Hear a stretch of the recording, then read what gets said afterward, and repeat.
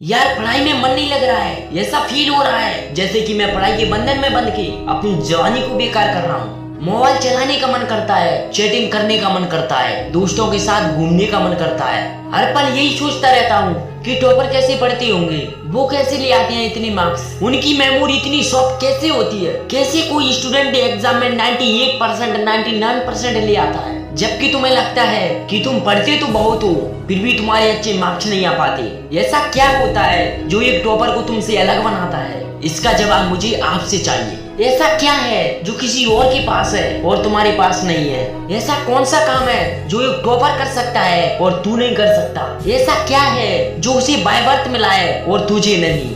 सोचा है कभी? गहराई से सोचने बैठोगे तो बहुत सारे जवाब मिलेंगे। सबसे पहले तो ये जवाब मिलेगा कि तुम में और टॉपर में बायोलॉजिकली कोई फर्क नहीं है। तुम्हारी बॉडी भी उसी तरह काम करती है जैसे एक टॉपर की करती है।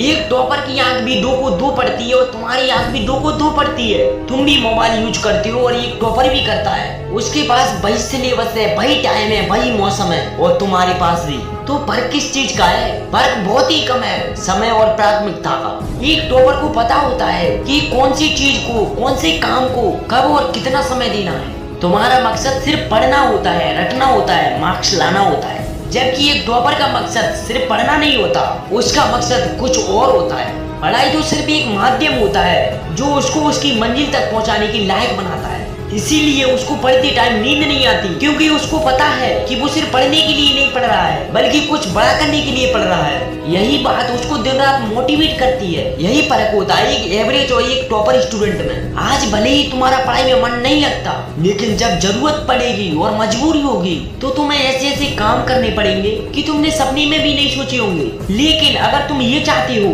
कि तुम्हारी जरूरत तुम्हारी मजबूरी ना बने, फ्यूचर में तुम्हें लोगों के सामने गिड़गिड़ाना ना पड़े, तुम्हें ऐसे काम ना करने पड़े जो तुम्हें तुम्हारी नजरों से ही गिरा दे, तो तुम्हें हर हाल में पढ़ना होगा। डियर फ्रेंड्स, खुद से 3 सवालों के जवाब मांगो कि तुम्हारा लक्ष्य क्या है, लक्ष्य को तुम हासिल क्यों करना चाहते हो, तुम्हारे लिए पढ़ना क्यों जरूरी है।